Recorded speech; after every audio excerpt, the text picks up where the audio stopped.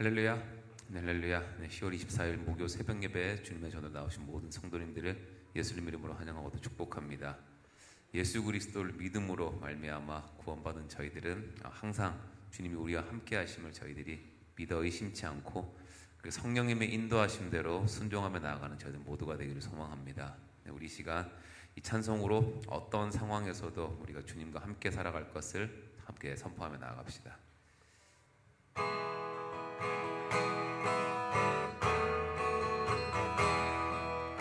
나 이제 주님의 새 생명 얻음모 옛것은 지나고 새 사람이로다. 그 생명 내 맘에 강같이 흐르고 그 사랑 내게서 해같이 빛난다. 영생을 누리며 주 안에 살리라. 오늘도 내일도 주 함께 살리라. 주 안에 감추인 새 생명 얻으니 이전에 줬던 거 이제는 값없다. 하늘의 은혜와 평화를 맛보니 찬송과 기도로 주 함께 살리라. 영생을 누리며 주 안에 살리라. 오늘도 내일도 주 함께 살리라. 산천도 초목도 새 것이 되었고 죄인도 원수도 친구로 변한다. 새 생명 얻은 자 영생을 누리니 주님을 모신 맘 새 하늘이로다. 영생을 누리며 주 안에 살리라. 오늘도 내일도 주 함께 살리라. 주 따라가는 길 험하고 멀어도 찬송을 부르며 뒤따라가리라. 나 주를 모시고 영원히 살리라. 날마다 섬기며 주 함께 살리라. 영생을 누리며 주 안에 살리라. 오늘도 내일도 주 함께 살리. 영생을 누리며 주 안에 살리라. 오늘도 내일도 주 함께 살리라.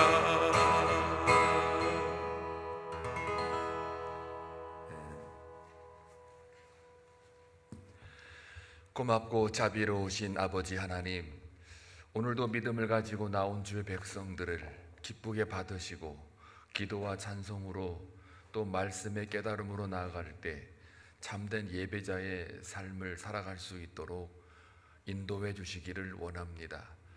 또한 중보기도팀 모든 기도하는 제목들 주께서 들으셨으니 하나님의 때와 방법으로 인도해 주시고 성취시켜 주옵소서. 하나님의 살아계심을 직접 맛보아 수 있는 영생의 기쁨을 누리게 하여 주옵소서. 하나님의 교회와 나라가 세워가는 것을 눈으로 보기를 원합니다. 그리하여 하나님을 경험하는 삶을 통해서 이 세상의 빛과 소금을 잘 감당할 수 있도록 역사하여 주옵소서. 공천위원회를 통해서 이제 이 한 주간 동안 각자의 기도하는 결단이 있는 모든 후보자들에게 아버지께서 그 마음을 주장하시고 하나님의 주권을 믿사오니 그들이 어떤 결단을 하여도 하나님의 뜻 가운데 진행되어지게 하시고 택한 자나 택하지 않는 자나 다 그리스도 안에서 우리는 하나가 됨을 다시 한번 고백하며 하나님이 이 교회를 이끌어 간다는 것을 간증할 수 있도록 역사해 주시기를 원합니다. 하나님 아버지, 우리가 그 사람을 발견하게 하시고 영안을 밝혀주셔서 하나님의 뜻 가운데 인도함 받기를 원합니다. 사람의 생각이나 판단으로 하지 아니하고 오직 복음 안에서 하나님이 주시는 것을 깨닫는 은혜가 있게 하여 주옵소서. 이제 오는 월요일에는 김광무 지사님을 떠나 보냅니다. 천국 환송 예배와 학원 예배를 통해서 유가족들에게는 하나님의 깊은 위로와 사랑이 넘쳐나게 하시고, 함께 참여하는 모든 지인들과 성도들에게는 부활의 소망을 가지고 다 함께 걸어가는 그 놀라운 은혜를 경험하는 귀한 시간 되기를 원합니다. 내 모습 이대로 받아달라고 고백하며 갔던 집사님의 인생 가운데 하나님께서 기뻐 받으시고 복음의 능력으로 나타나 주시기를 원합니다. 아버지 하나님, 또한 저희들 북한 선교 비전 출입을 놓고 기도하며 모임을 갖고 있습니다. 하나님, 그 모든 여정과 진행 가운데에 하나님의 흔적을 발견하기를 원하옵고, 또한 단순한 탈북자의 구제와 봉사가 아니라 정말 한 영혼을 불쌍히 여기는 그리스도의 마음을 전달하며 나눌 수 있도록 주께서 모든 여정을 지켜 보호하여 주옵소서. 이 시간도 주의 말씀을 통하여 함께 나눌 때 하나님의 마음을 깨닫게 하시고, 하나님의 그리스도의 연합이라는 그 의미가 무엇인지를 깨닫는 교훈이 있게 하여 주옵소서. 예수님의 이름으로 기도하옵나이다. 아멘. 하나님 말씀 보시겠습니다. 갈라디아서 3장 19절에서 29절입니다. 함께 교독할 때에 주의 음성을 들을 수 있기를 바랍니다. 그런즉 율법은 무엇이냐? 범법함으로 더하여진 것이라. 천사들을 통하여 한 중보자의 손으로 베푸신 것인데 약속하신 자손이 오시기까지 있을 것이라. 그 위한 자가 아니나 하나님은 한 분이시니라. 그러면 율법이 하나님의 약속들과 반대되는 것이냐? 결코 그럴 수 없느니라. 만일 능히 살게 하는 율법을 주셨더라면 의가 반드시 율법으로 말미암았으리라. 그러나 성경이 모든 것을 죄 아래에 가두었으니 이는 예수 그리스도를 믿음으로 말미암은 약속을 믿는 자들에게 주려 함이라. 믿음이 오기 전에 우리는 율법 아래 매인 바 되고 계시될 믿음의 때까지 갇혔느니라. 이같이 율법이 우리를 그리스도께로 인도하는 초등교사가 되어 우리로 하여금 믿음으로 말미암아 의롭다함을 얻게 하려 함이라. 믿음이 온 후로는 우리가 초등교사 아래에 있지 아니하도다. 너희가 다 믿음으로 말미암아 그리스도 예수 안에서 하나님의 아들이 되었으니 누구든지 그리스도와 합하기 위하여 세례를 받은 자는 그리스도로 옷 입었느니라. 너희는 유대인이나 헬라인이나 종이나 자유인이나 남자나 여자나 다 그리스도 예수 안에서 하나이니라. 다 같이 너희가 그리스도의 것이면 곧 아브라함의 자손이요 약속대로 유업을 이을 자니라. 아멘. 어제 본문에 우리가 사도 바울이 갈라디아 성도들에게 말한 게 있지요. 율법의 저주를 받았다. 아무리 의롭다 한들 우리의 노력과 어떤 조건에 따라서 의로워지는 것이 아니라 그저 그 의는 우리에게 주어진 것인데, 만약에 율법에 따라서 의가 발생하는 것이라면 우리는 지키지 못한다. 결국 지키는 자는 교만할 것이고 또 지키지 못했던 자는 언제나 죄의식에 사로잡혀 있을 것이며, 설사 지켰다고 해도 결국은 하나님의 의와 멀어지기 때문이니까 결국 그 율법의 저주라고 그 사도 바울이 이름을 지었거든요. 자, 그러면 이제 오늘 본문에 와가지고 그럼 그 율법의 저주니까 그 율법을 폐기하는 게 좋으냐라고 할 적에 율법을 폐기하는 게 아니다 라고 하는 것을 말하기 위해서, 그러면 폐기 안 하면 뭐 하는 거냐, 율법의 기능은 뭐냐라는 말을 오늘 이제 25절까지 그 얘기를 하고 있고요.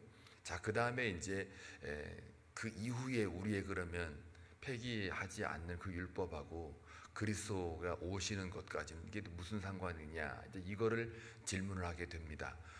율법이라고 하는 것은 기능적으로 몇 가지가 있죠. 오늘 본문의 이야기를 좀 이렇게 해보자면, 첫째는 죄를 드러나게 한다. 율법의 기능은 무엇이 죄인지 아닌지를 구별해주는 영적 감각을 주는 것, 이게 첫 번째 기능이고, 그 다음에 여기 그 21절에 보니까 율법 자체로는 하나님의 약속들과 반대되는 것이 아니다. 원래 율법은 하나님의 약속들과 연관이 있다. 그래서 반대되는 게 아니다 라는 것과, 그 다음에 마지막에는 거룩하게 해준다. 율법을 통해서 우리를 거룩하게 만들어준다. 사실 거룩과 영광으로 나아가기 위하여 하나님이 율법을 준 것이잖아요.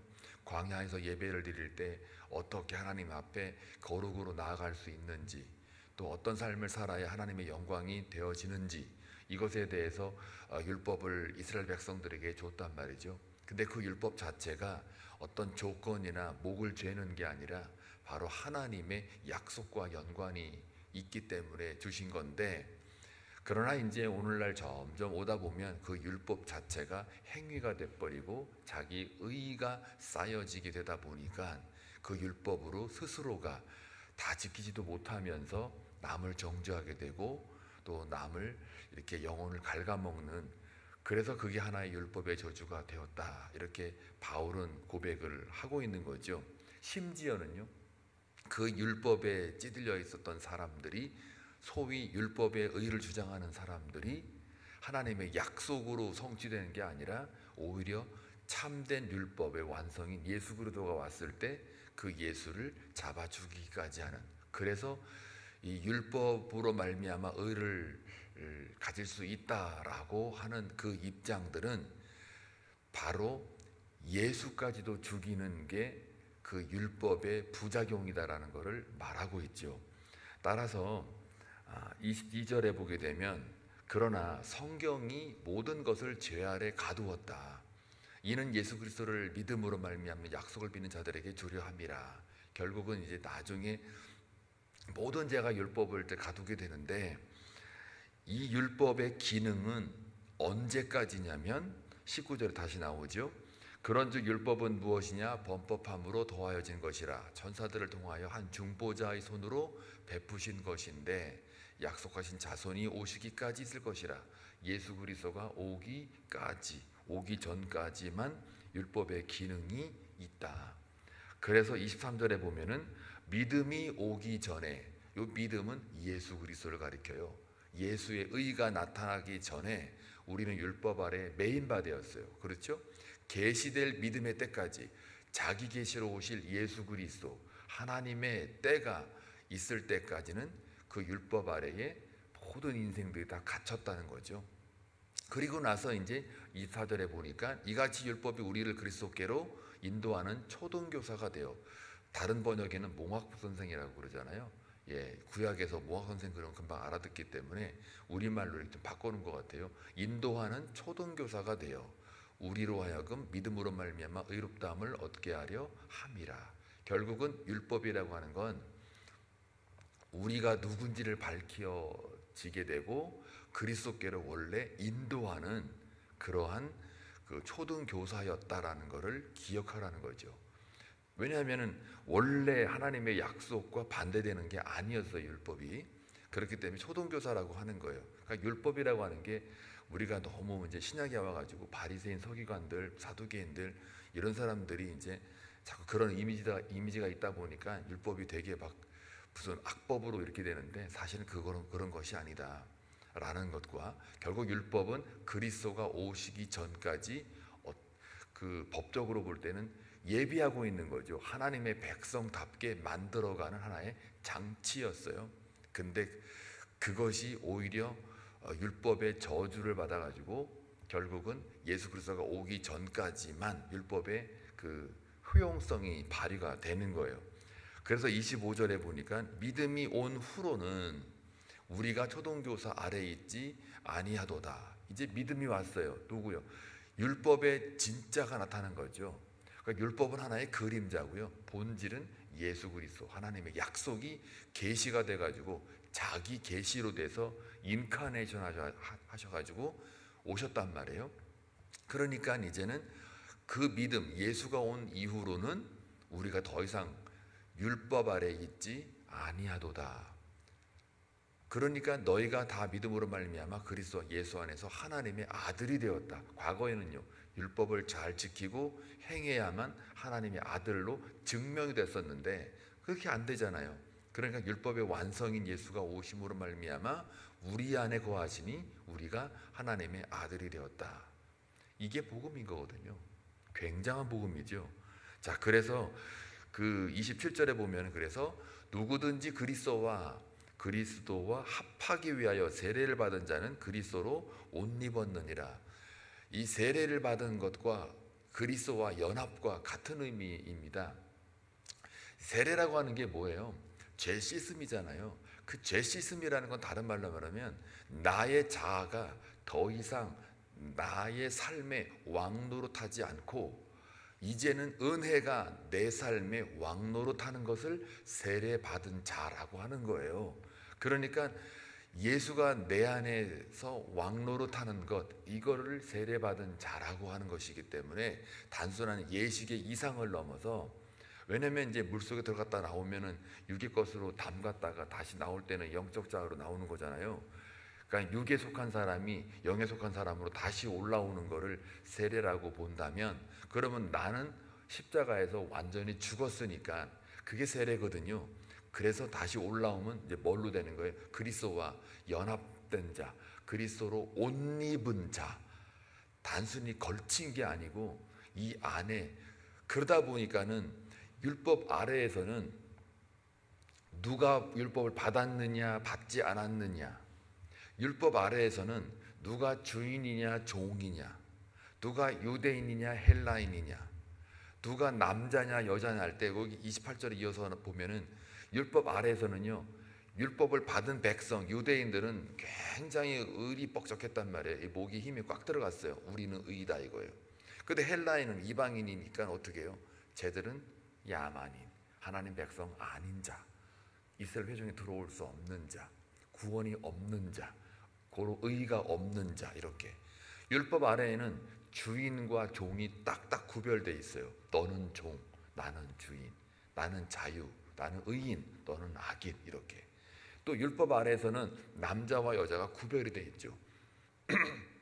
그런데 율법의 완성인 그리스도가 믿음이 오니까 그 안에서는 세례받은 자로서 그리스도와 연합이 됐기 때문에 유대인이나 헬라인이나 복음을, 그러니까 율법을 받은 백성이나 받지 않은 백성이나 다시 말하면 즉 유대인이나 헬라인이나 유대인이나 이방인이나 구별이 없다 이거예요.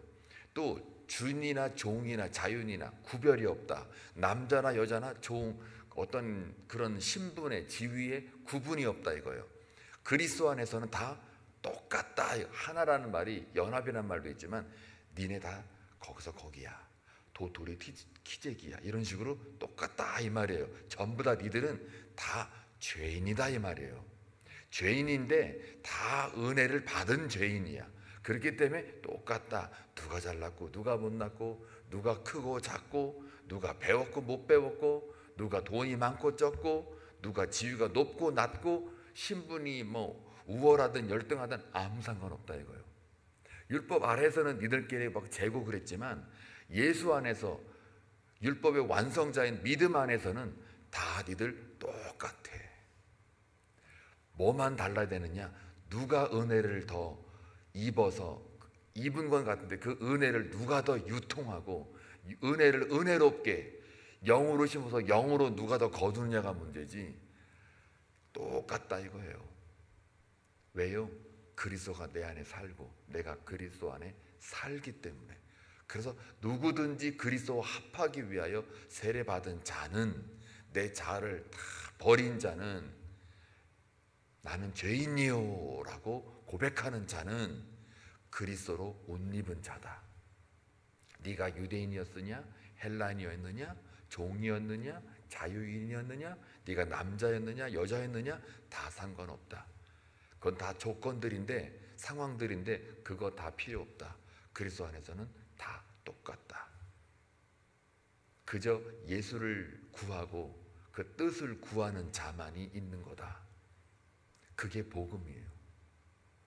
그게 복음이에요. 그래서 먼저 믿은 자는 유통하는 삶을 사는 거예요. 늦게 믿은 자는 감사함으로 나아가면 되는 거예요. 그래서 29절에 보면은 너희가 그리스도의 것이면 곧 아브라함의 자손이요 약속대로 유업을 이을 자니라. 너희가 그리스도의 것, 이게 중요한 거예요. 율법 아래 있을 때는 내 것이 내 것이었어요. 그런데 그리스도 안에서 그리스도의 옷을 입고 연합된 세례받은 자들은 그 순간부터 나는 내 것이 아닌 거예요. 그리스도의 소유예요. 그러면 너희들은 아브라함의 자손이요 약속대로 유업을 받을 자다. 믿음의 계승으로 하나님의 자녀된 백성이다. 그게 네가 헬라인이었던 종이었던 상관없다 이거예요. 다 내 자손이다. 과거에는요 율법 아래 있을 때는 유대 백성들만 하나님의 자녀였고 유대 백성들만 아브라함의 자손이었고 또 약속대로 니들만 유업을 이어받을 자들이었기 때문에 그걸 가지고 주장하다 보니까 예수 주이시 피플이면서 예수를 믿는 자들이 흔들리는 이유가 유대인들이 자꾸 와가지고 뭘 하려는 거예요? 할례를 받아라 이거예요. 추가를 시키는 거예요. 이게 진짜 하나님의 백성의 징표다. 그러니 우리 할례를 받아야 된다 하고 행함을 강조하다 보니까 갈라디아 성도들이 흔들흔들 하는 거예요. 이거에 대해서 이 어리석은 자들아 흔들리지 말아라. 옛날의 율법 이것이 예수가 오기 전까지는 그랬을 수 있으나 이제는 그게 저주인데 그러나 이분이 예수가 오고 나서부터 믿음이 우리에게 들어오고 나서부터는 다 그게 똑같다 이거예요. 아니다. 흔들릴 거 없다. 모든 게 다 은혜로 덮어졌다. 모든 죄와 허물이 그로 말미암아 덮어졌으니 이제는 약속대로 유업을 받을 거야. 너희들도 아브라함의 자손이야. 갈라디아 지역이 다 이방 사람들이거든요. 이방 지역이거든요. 그러니까는 유대인들이 그걸 가지고 우월감을 가지고 앞세우니까 괜히 이렇게 흔들리게 되는 거죠. 저와 여러분은 그래서 말씀을 보다 보면 읽다 보면 그 말씀이 항상 우리를 이렇게 책망하고 교훈해요. 근데 그게 내게 어떻게 들려지느냐, 찔림으로 들려질 때도 있고 감사함으로 또 그것이 하나의 가이드라인을 줄 때가 있어요. 그게 굉장히 큰 은혜거든요. 때로는 너 죄인이야 라고 말할 수도 있어요. 그때 우리는 그게 엄청난 복이라는 것을 깨달아야 돼요. 이게 부담스러운 마음의 일게 아니라 그걸 받으면 그건 양약이 되는 거고 내가 그리스도와 연합된 삶을 살고 있는 증표예요. 그게 증표예요. 그래서 저도 이렇게 새벽 말씀을 이 밤에 항상 이게 묵상하다 보면 옛날에 다 알았던 말씀인데요. 근데 이게 읽다 보면은 어떨 때는 막 눈물도 날 때가 있고요. 어떨 때는 야 어떻게 이렇게 참 오묘하냐. 여러 사람이 성경을 이렇게 썼는데도 구약을 들여보든 신약을 들여다보든 간에 어떻게 이렇게 맥이 쫙 풀리냐. 예수 그리스도 중심으로 성경을 이렇게 보게 되면요. 이게 전부 예수 이야기예요. 창세기를 가든 출애굽기를 가든 어딜 가든 간에 예수가 빠진 적이 없어요. 그 맥락으로 이렇게 쭉 보면 기가 막혀요. 그거를 쫙 정리해 놓은 게 또 히브리서거든요. 우리가 히브리서 이렇게 묵상하다 보면 구약을 쭉 얘기하면서 신약으로 이렇게 싹 넘어가는데 이게 기가 막히게 아주 그냥 말씀이 뭐 하나 이렇게 참 이런 철학적인 것도 없어요. 이 논리와 이게 실증이 그 경험이 이렇게 쫙 껴맞춰 있어요. 근데 그거를 보는 눈이 딱 생기면 그 영안이거든요. 그게 딱 보이면 진짜 말씀이 꿀보다 더 단다는 게 그게 와닿아요. 꿀송이보다 달다. 이 달다라는 거는 진짜 맛으로 단다는 게 아니고 그 마음이 이렇게 말씀으로 이렇게 그 있잖아요. 비유를 좀 들자면 그 느낌이 어떤 느낌이 저 개인적인 감정인데요. 어떤 느낌이냐면 이런 느낌이에요. 그 갓난아기가 이렇게 자잖아요. 그럼 뽀송뽀송하잖아요. 그럼 그 이불이 또 우리가 덮는 이불 거칠거칠한 거 막 그 삼배로 막 그런 걸로 덮어주지 않잖아요. 뽀송뽀송하잖아요. 그걸 이렇게 살짝 누르지도 않고 살짝 덮잖아요. 그 느낌이 있다니까요. 말씀이 우리의 죄와 허물을 살짝 덮어요. 꽉 눌러가지고 목을 꽉 조이게 하는 게 아니라 살짝 덮어요. 그 따뜻함이 있어요. 나만 느끼는 건가? 그냥 벽에다 대고 나 혼자 얘기하는 것 같은 느낌이야. 그거를 여러분이 경험하셔야 돼요. 아마 다 여기 계신 분들은 경험했을 줄로 믿어요. 그거 경험하고 나면 상황이나 환경이 나를 어떻게 할 수가 없어요. 진짜예요. 그래서 이 사도 바울도 그렇게 율법 아래에서 사람을 죽이려고 했었잖아요. 사도 바울은요, 왜 핍박을 했을까요? 사람들을. 하나님을 너무 사랑하니까요. 그 하나님의 사랑을 율법의 잣대로 사랑하려다 보니 그게 오히려 죄로 들어가 버렸어요. 그러니까 예수님이 딱 나타나는 거 아니에요. 그때부터 그 믿음이 그 바울에게 영혼으로 들어가 버리니까 사람이 완전히 바뀌는 거예요. 완전히. 뜯어 말려도 막 하려고 하는 사람으로 그냥 변해버렸어요. 죽기를 불사하고 복음을 전파하잖아요. 그 한 사람이 변화가 온 유럽을 다 바꿔버리잖아요. 온 세계를. 우리까지 복음을 갖게 만들잖아요. 그러니까 하나님은 많은 사람을 동원해가지고 일하시는 게 아니더라고요. 예수님도 목회에 딱 12명에다 1명 떨어져 나갔잖아요. 나중에 마띠아가 들어왔는데 예수님이 저 뽑은 건 아니고 예수님의 그 목회는 딱 11명. 우리 한빛장로교회 그 11명이 진짜 예수님의 제자급으로만 있어도 될 것 같아. 온 땅이 다 복음화 될 것 같아. 여기 11명, 여러분이 11명이 되길 축원합니다. 물론 또 이렇게 말하면 또 비대면을 하시면 섭하실 테니까 이 영상을 같이 참여하는 분도 11명에 껴 있으면 좋겠어요. 그 11명, 예수님도 11명이니까 가끔 아유 하나님 좀 빈자리가 좀 더 채워지고 1호상 꼭 이뤄주세요 라고 기도하다가도요, 그 생각이 가끔 들어요.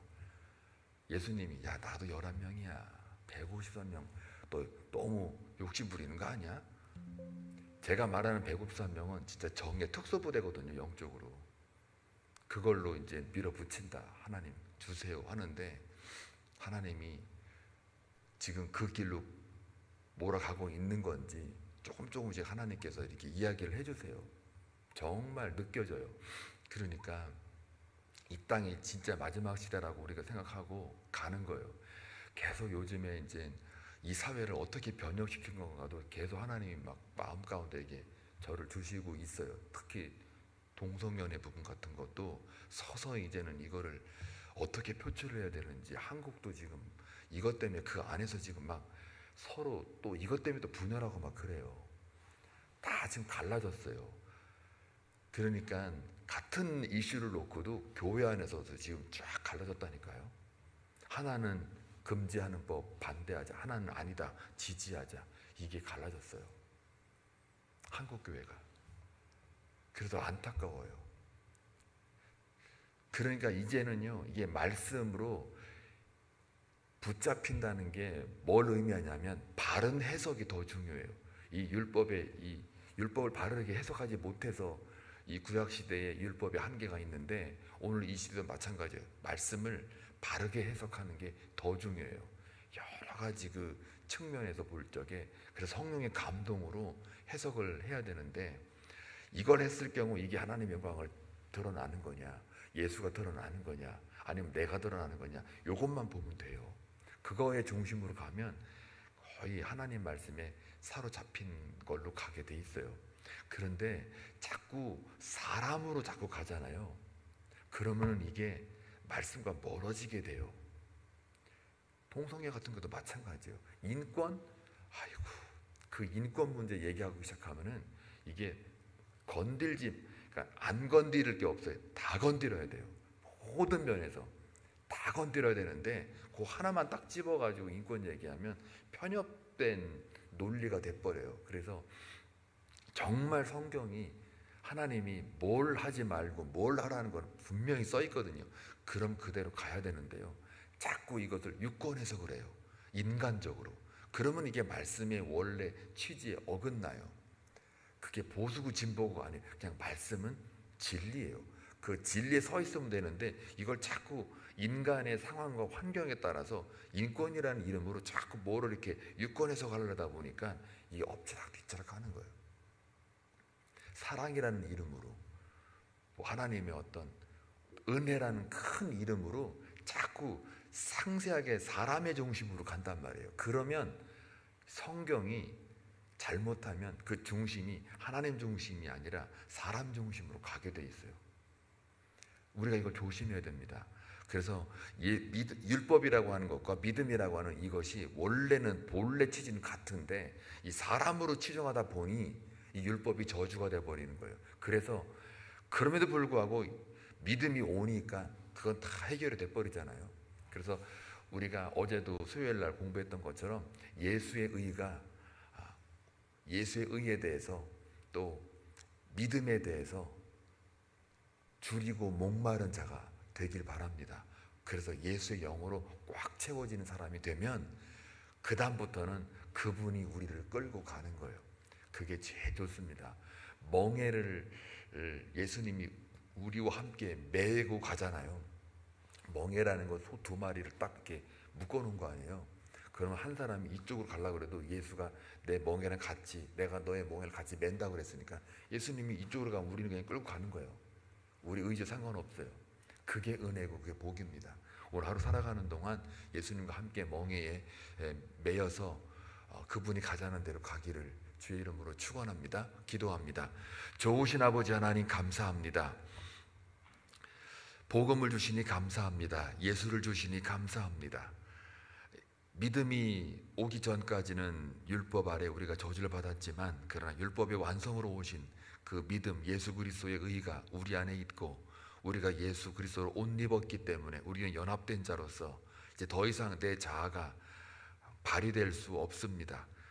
하나님의 자아, 하나님의 의, 예수의 의만이 발휘되는 우리의 삶이 되기를 원합니다. 그래서 예수로 살고 예수로 죽고 예수의 영광으로 마무리하는 귀한 하루가 되게 하여 주옵소서.